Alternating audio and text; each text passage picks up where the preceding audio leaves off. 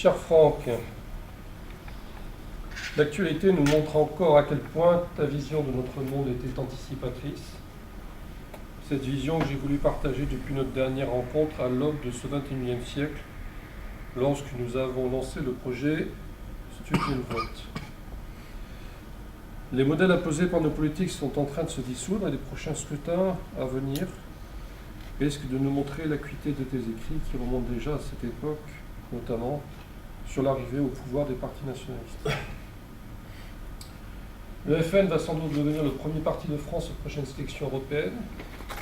C'est en tout cas ce que disent les sondages. Notre devoir est de proposer une réponse politique à ce désastre démocratique. Puisque le peuple vote contre le gouvernement, il faut dissoudre le peuple, disait Bertolt Brecht. Faisons en sorte, tous ensemble, en ton souvenir et pour nos enfants, que l'Union européenne dont tu as été le géniteur apporte des réponses à ceux qui croient encore au peuple. Était à leur côté pour les soutenir dans la prise de conscience de leurs immenses difficultés. Franck est fidèle.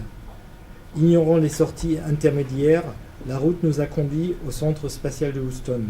L'espace et la science-fiction ont été des ingrédients très puissants pour son esprit. On ne peut pas comprendre son œuvre maîtresse et inachevée si on ne connaît pas cette origine. I got into the Elite Academy. I had no idea what it was at the time. And in that moment, I know that everything else changed in the way I see politics. I already was working with politics and wanted to do it. But it was just mind-blowing. It completely changed the way I see it, the way I still live it. It changed my mindset. And forever I'll be thankful to Frank. And that's why I want to stay engaged with this group, to keep his ideas going through and to the future. And again, he was an inspiration, he still is to me. And it's really rewarding to work with you all and see that you still believe their ideas, his ideas. And that's basically it. That's what I wanted to say about him. One morning I woke up from this really vivid dream. It was just about a couple of weeks ago. And I recall myself in this dream being in this really discussion with Frank, the discussions we could have.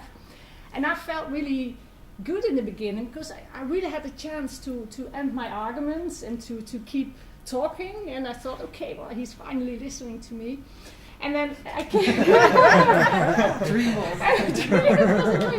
and then I came to realize in the dream that it was not that he was listening to me, but he was just not talking back. And that's what your silence is about. So he was just not talking back. So I just tried to become more extreme in what I was saying, just to provoke him that he might say something back, but he just kept silent. And then I woke up and I felt so extremely sad about the what happened.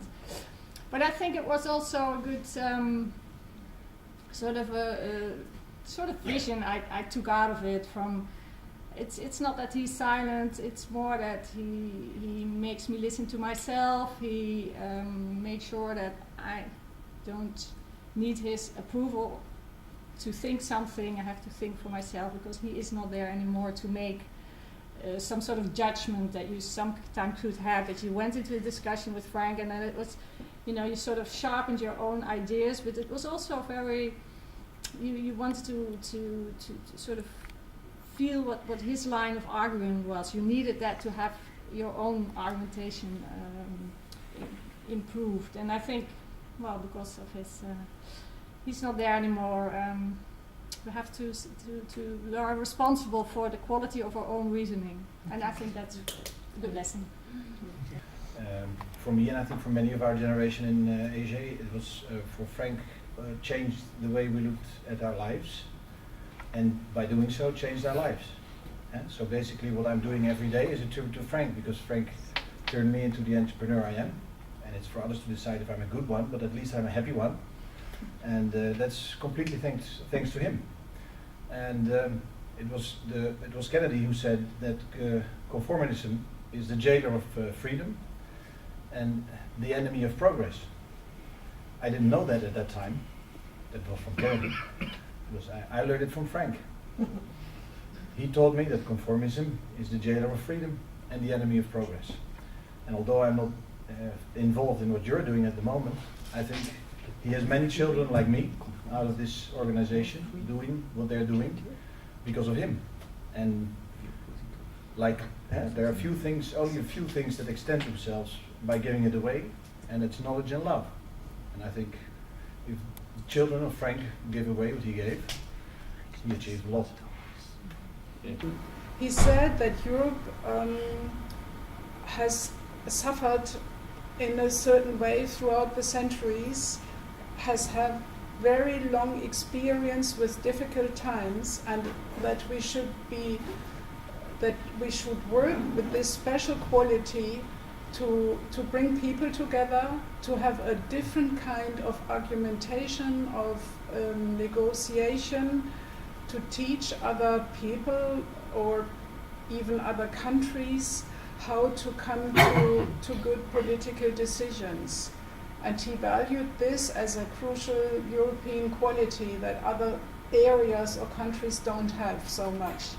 And as far as I could judge it, he always had a good civil society in his backgrounds, what he was fighting for. So this was and is my main motivation, and I'm really grateful that I had the occasion to be with Frank quite a few times. It's impossible to say everything one would want to say in this homage now, so I'm not going to, but there was one thing that stood out for me, and I quote it as trust. I think espoir is a better word in French.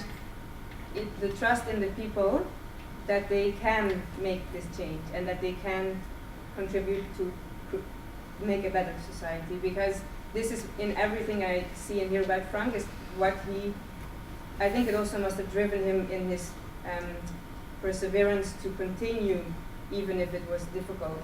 And I think if you lose the espoir, then you also stop with what you're doing. So, but this is, I wanted to remind everybody and to hope we can all be inspired by this, because this is what we need now in this moment in time with all the difficulties that are happening. So, thank you, Frank. And souvent, ça arrivait des choses dans la réalité. Moi, je disais, oh mince, oh, encore ça, et après ce que je vais faire pour le futur. Je me questionnais, je me demandais, parce que je n'avais pas toute la vision de la chose, et souvent, pour différents épisodes, je demandais à Frank, et toutes les fois que je parlais avec Frank, il me redonnait l'espoir.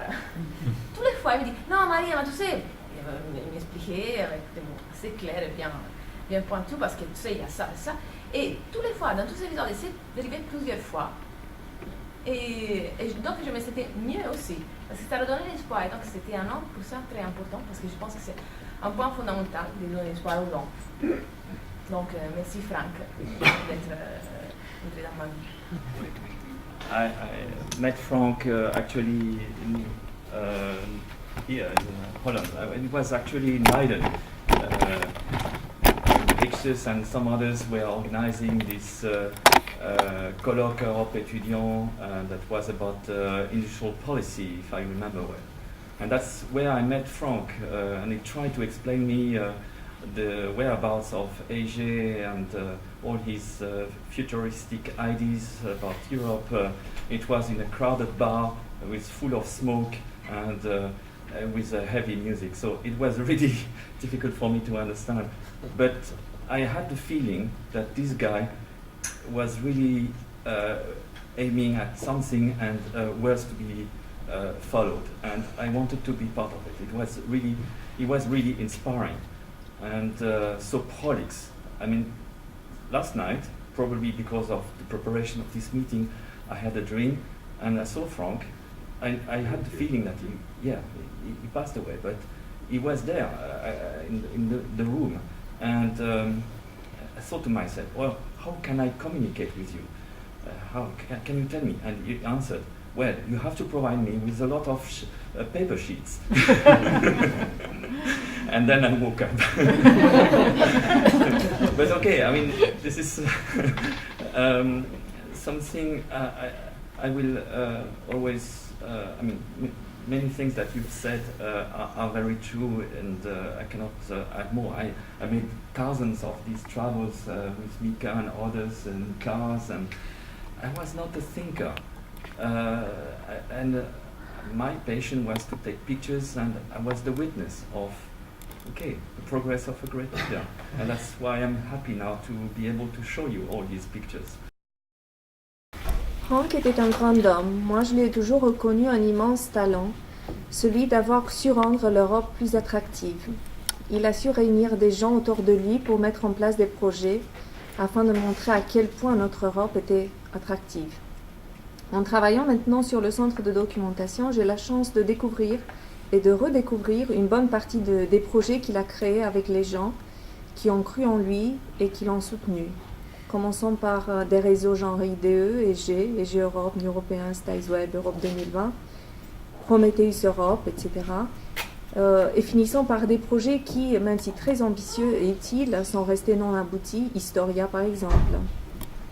Avant de le connaître, pour moi, la politique européenne était sombre et très sérieuse, faite par des gens très sérieux, des politiques connus à travers les médias qui ne sortaient que rarement de leur bureau de Bruxelles ou de Washington, alors qu'en fait, Franck et son équipe m'ont prouvé que la vraie politique se fait au niveau citoyen, avec des résultats encore plus palpables.